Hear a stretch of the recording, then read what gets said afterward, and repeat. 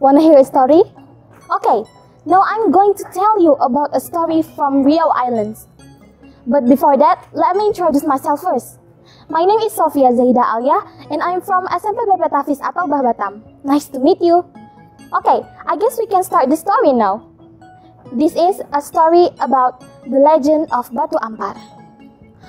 Batu Ampar is taken from the word batu yang terhampar or stone that spread out. Long time ago, there was a shabby and skinny man who lived in Riau Island. When he was single, people called him Badang. He was small, his arms were easy to break, and his legs seemed paralyzed. In short, Badang grew into an honest, simple, wandering and mighty man. From the Riau Island, he moved to Bintan, Daik, Bulu Island, and finally to Tumasik, or now it's known as Singapore. In Tumasik, the strong Badang represent the Tumasik country to be competed with the strong man from India. The strong man from India went to the princess, the ruler of Tumasik, to hand over all of his assets to the princess if he lost in the power battle. But in return, the princess had to hand over Tumasik to him if he succeeds to win the strong battle with Badang. Your Majesty, I'll give you all of my assets if I lost in this competition, said the strong man.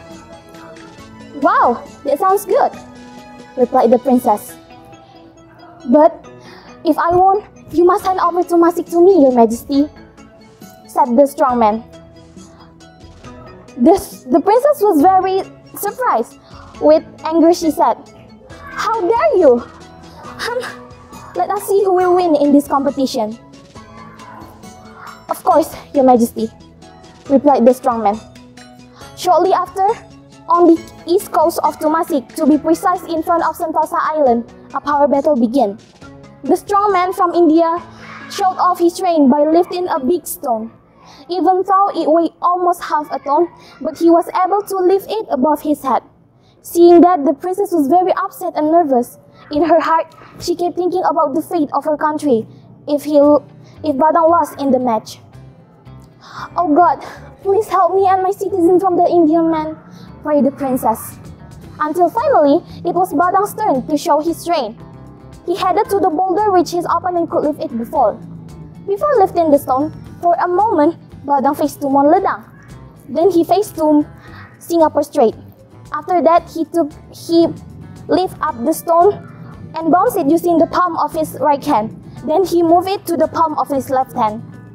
After that, Badang got ready to throw the big reddish stone into the sea.